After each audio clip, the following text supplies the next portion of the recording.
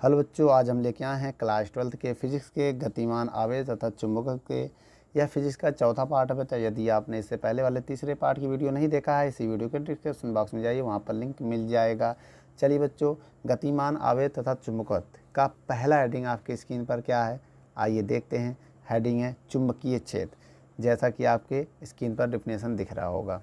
आइए इसको नोट करते हैं। क्या कह रहा है बेटा, किसी चुंबक के चारों ओर वह क्षेत्र जिसमें चुंबकीय सुई में बल आघूर्ण आरोपित होता है, जिससे चुंबकीय सुई एक निश्चित दिशा में आकर ठहर जाती है या ठहरती है, ऐसे क्षेत्र को चुंबकीय क्षेत्र कहते हैं। जैसे दिख रहा है, एक नॉर्थ एक साउथ होगा।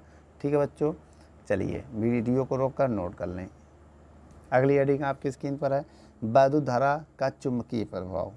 ठीक है, आइए इसकी परिभाषा को पढ़ते हैं। जब किसी चालक में विद्युत धारा प्रवाहित की जाती है तो उस चालक के चारों ओर एक वैद्युत क्षेत्र उत्पन्न हो जाता है। इसी घटना को वैद्युत धारा का चुंबकीय प्रभाव कहते हैं। फिर समझ लो बेटा, जब किसी चालक तार में विद्युत धारा प्रवाहित करते हैं ना, तब क्या होता है, उसके चारों ओर एक वैद्युत क्षेत्र उत्पन्न हो जाता है। इसी घटना को हम क्या वैद्युत धारा का चुंबकीय प्रभाव कहते हैं।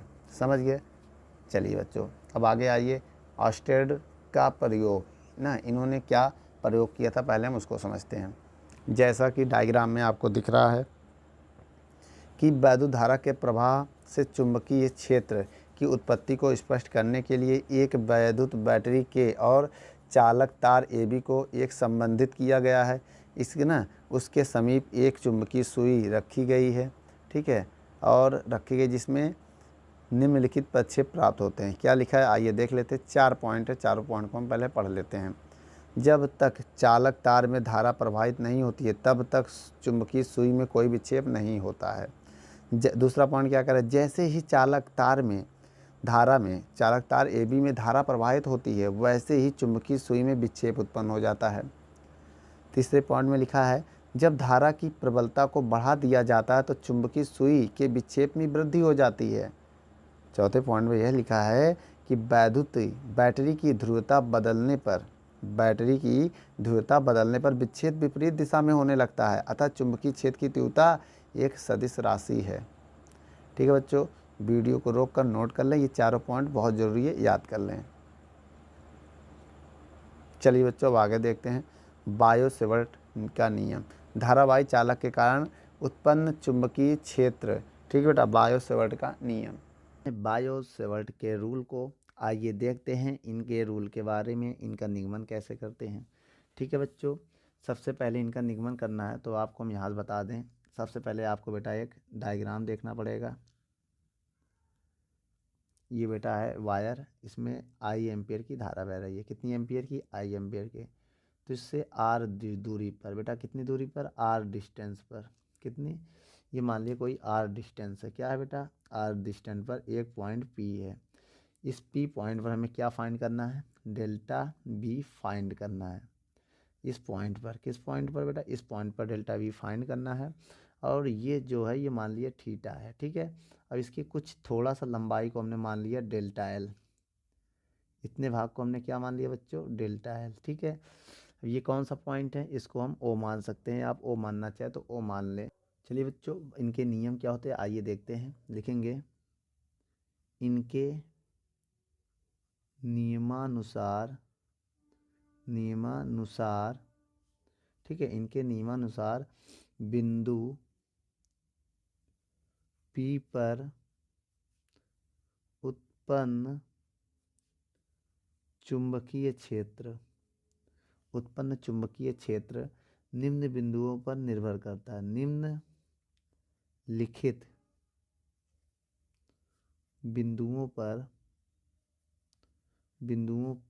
निर्भर करता है। कौन कौन से बिंदु, आइए देखते हैं। नंबर 1, क्या लिखेंगे, जो डेल्टा B है वो वायर में बहने वाली धारा के अनुक्रमानुपाती होता है। तो क्या लिखेंगे इसमें बेटा हम, आप बताइए। चालक में बहने वाली धारा के अनुक्रम, देखिए बेटा, चालक में बहने वाली धारा के अनुक्रमानुपाती होता है। क्या होता है बच्चों, नुपाती होता है। ठीक है, ये पहला पॉइंट था इनका। आइए दूसरा पॉइंट देखते हैं अब हम। दूसरा पॉइंट क्या है, चालक पर लगने वाले बल के, पहले लिख लो, चालक के लंबाई, ये देखो ना लंबाई है ना, चालक के अल्पतम लंबाई, अल्पतम लंबाई क्या है, डेल्टा एल के अनुक्रमानुपाती होता है। क्या होता है बच्चों,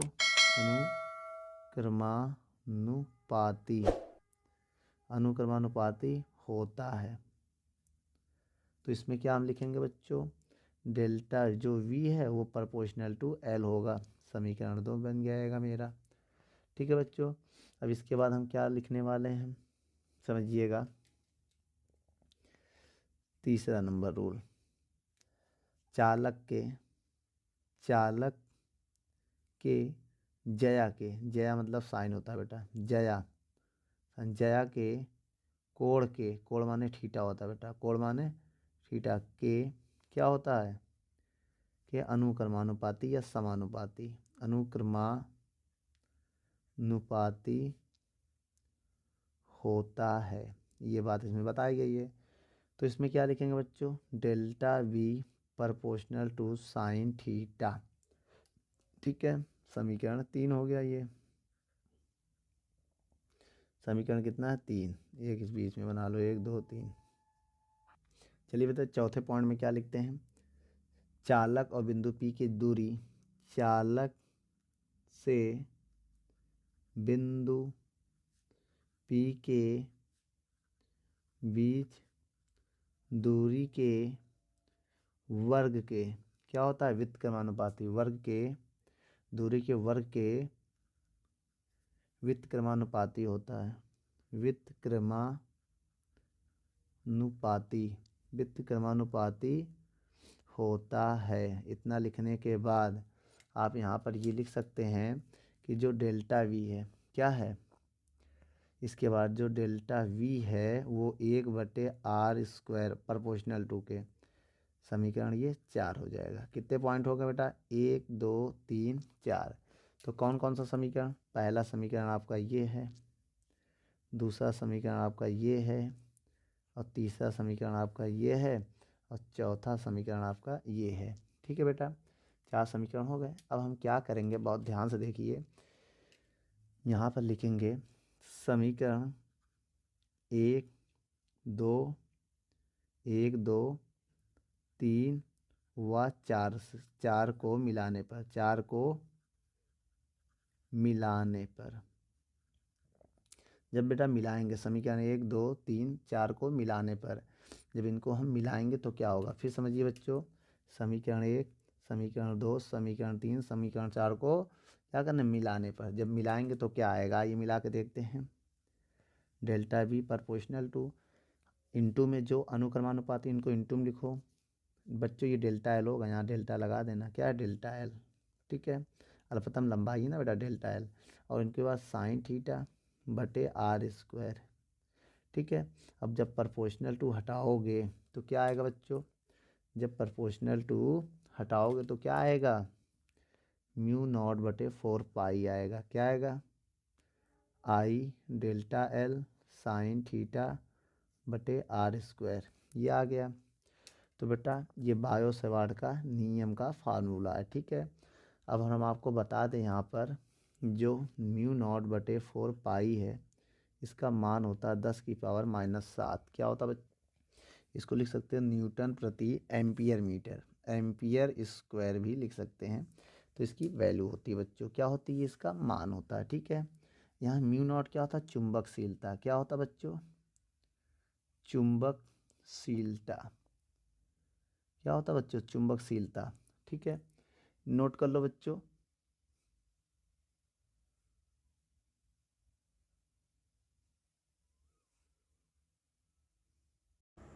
चलिए बच्चों इसकी वीडियो आप अपनी स्क्रीन पर देख लीजिए। चलिए बच्चों अगला क्वेश्चन आपकी स्क्रीन पर है, निर्वात तथा वायु की चुंबकशीलता μ0 तथा विद्युतशीलता ε0 में संबंध बताइए। μ0 और ε0 में संबंध, क्वेश्चन क्या है, μ0 और एप्सिलॉन नॉट में संबंध। ठीक है, तो यहाँ पर बच्चों हम ये सीखेंगे ये क्या म्यू नॉट क्या होता है, चुंबकशीलता, और ये क्या होता है, वैद्युतशीलता। यहाँ ध्यान दीजिएगा बच्चों। तो सबसे पहले हम ये लिखेंगे म्यू नॉट क्या होता है, चुंबकशीलता, और एप्सिलॉन नॉट क्या होता है, वैद्युतशीलता। तो बच्चों हम आपको बताने जा रहे हैं, लिख देना हम जानते हैं,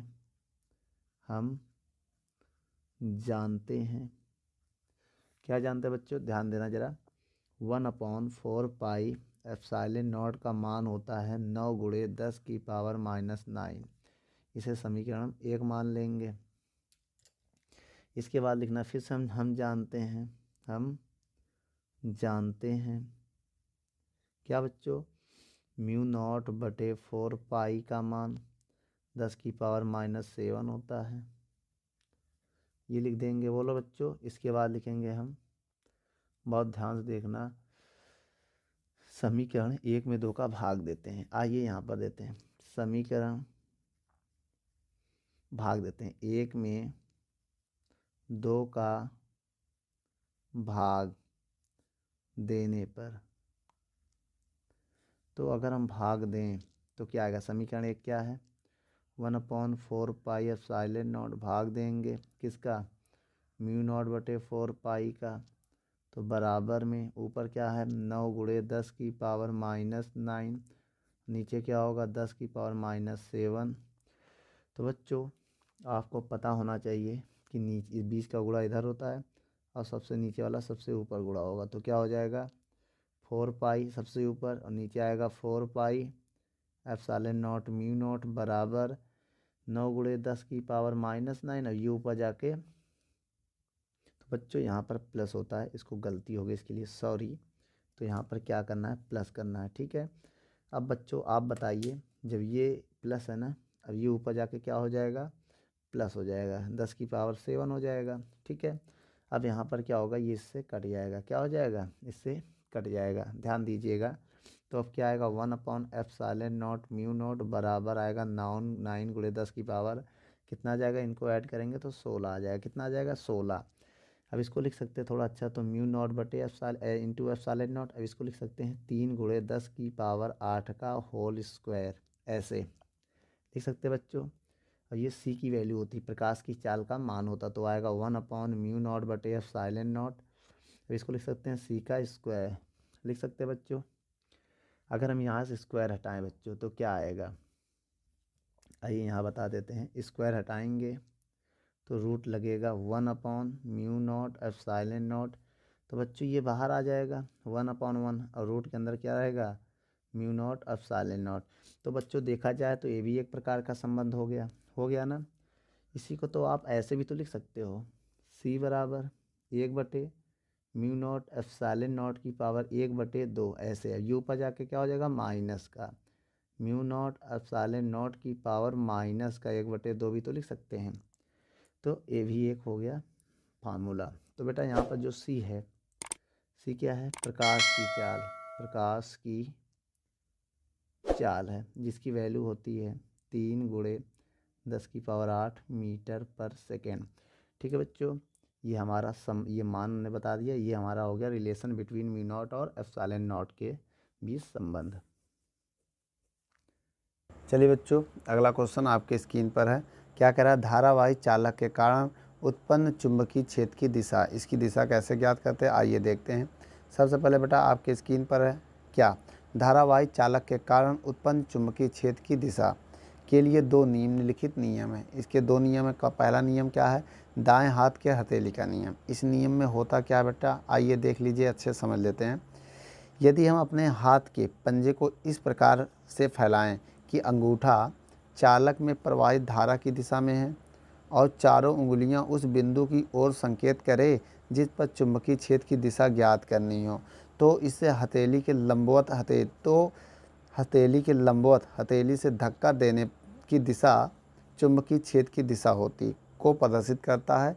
समझ गए, इसी नियम को हम लोग बेटा क्या कहते हैं, धारावाही चालक के कारण उत्पन्न चुंबकीय क्षेत्र की दिशा है।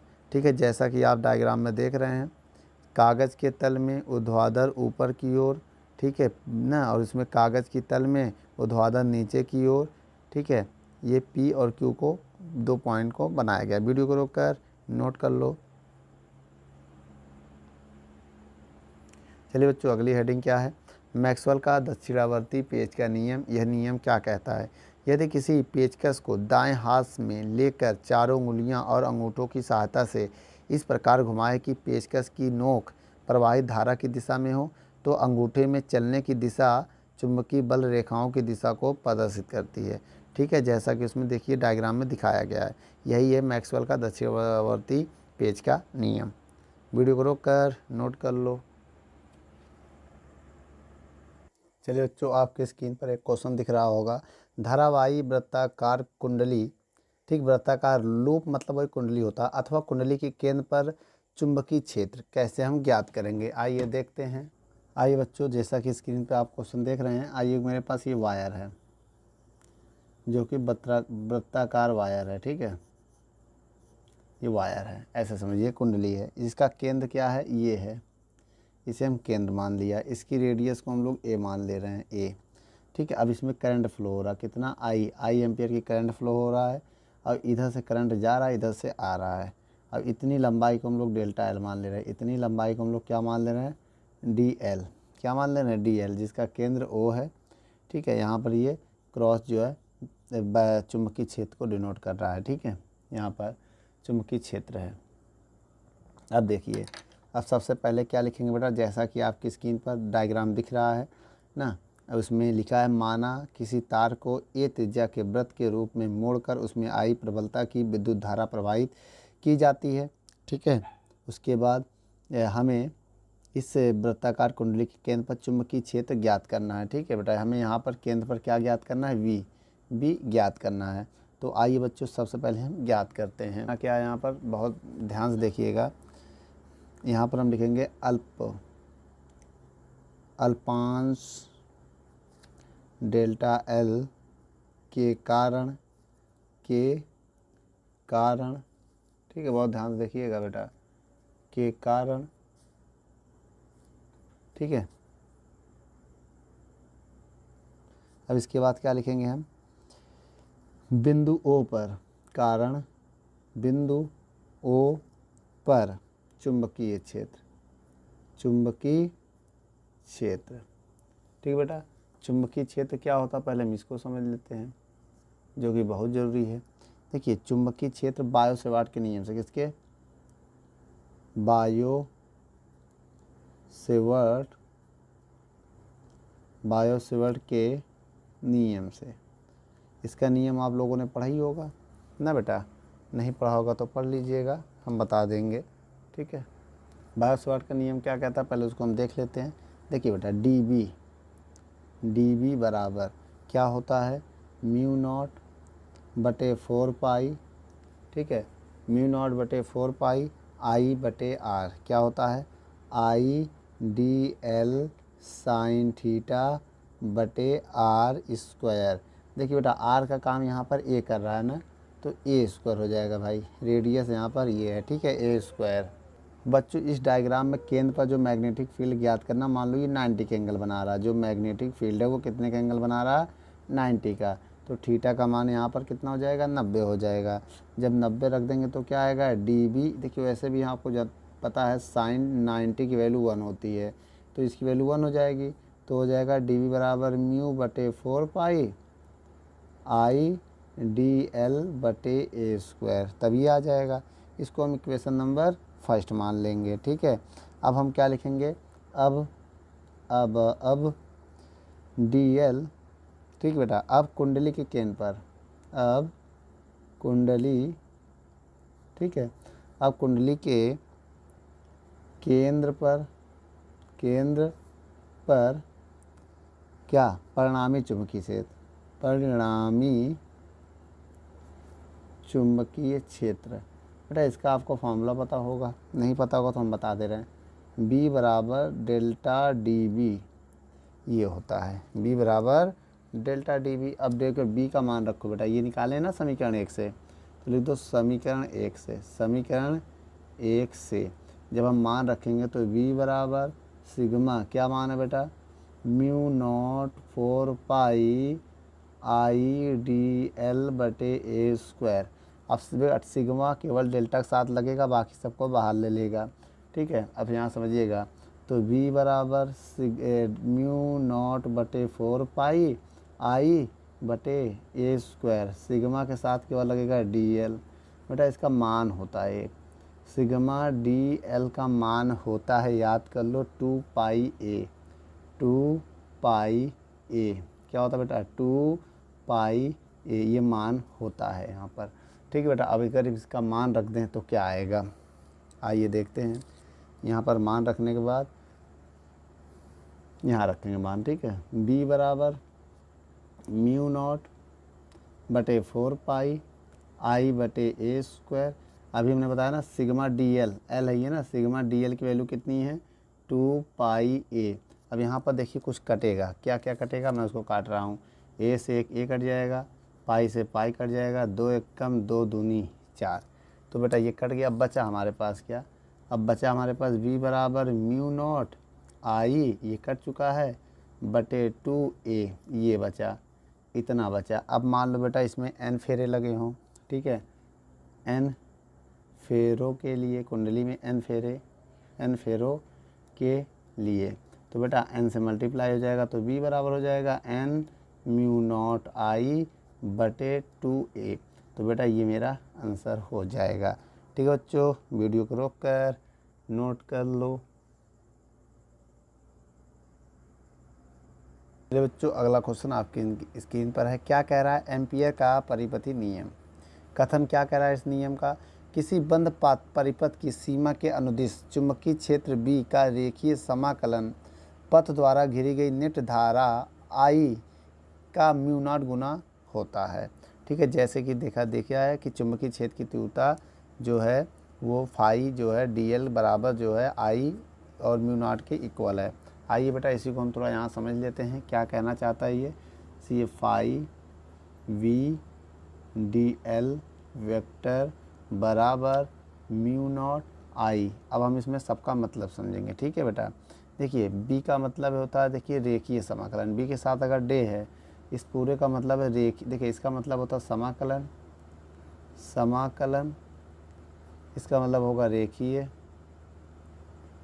और इसका मतलब होता है चुंबकीय क्षेत्र। क्या होता है, चुंबकीय क्षेत्र। अब सबका मतलब चुंबकीय क्षेत्र का रेखीय समाकलन, इस पूरे को बोलेंगे चुंबकीय क्षेत्र का रेखीय समाकलन। अब इसको बोलेंगे कुल धारा या नेट धारा पढ़ेंगे, इसको क्या पढ़ेंगे बच्चों, नेट धारा। और ये क्या है, म्यू नॉट गुना के बराबर होता है। तो वही बोला ना, चुंबकीय क्षेत्र का रेखीय समाकलन नेट धारा म्यू नॉट गुना के बराबर होता है, ठीक है। इसमें जैसा कि डायग्राम आपके स्क्रीन पर दिख रहा है, आप डायग्राम को नोट कर लो, ठीक बेटा। आइए इसकी उत्पत्ति कहते हैं, इसका निगमन कैसे हुआ, उसकी निगमन देखते हैं।